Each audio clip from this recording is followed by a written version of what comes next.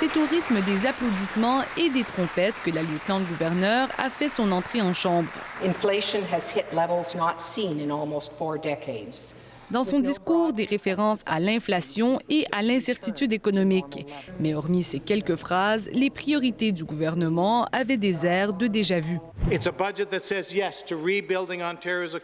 En avril, quelques jours avant de déclencher des élections, le gouvernement Ford avait présenté un budget axé sur l'investissement en infrastructure. Après un scrutin qui aura donné aux progressistes conservateurs une large majorité, le gouvernement revient à la charge en déposant un budget quasi identique à celui du printemps.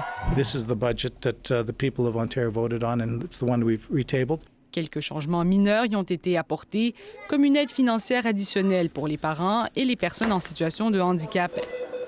Mais rien pour répondre à la crise grandissante dans les hôpitaux de la province, où la pénurie de personnel a récemment forcé la fermeture temporaire de plusieurs urgences. The government had a chance to table a new budget to deal with these crises, and Doug Ford chose not to.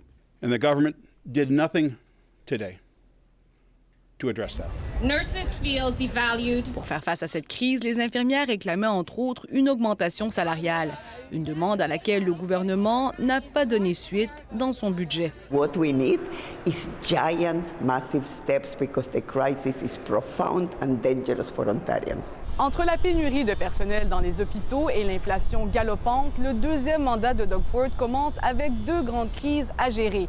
Et même avec une majorité écrasante et face à une opposition affaiblie, le premier ministre devra répondre à des questions difficiles et peut-être même revoir certaines de ses priorités.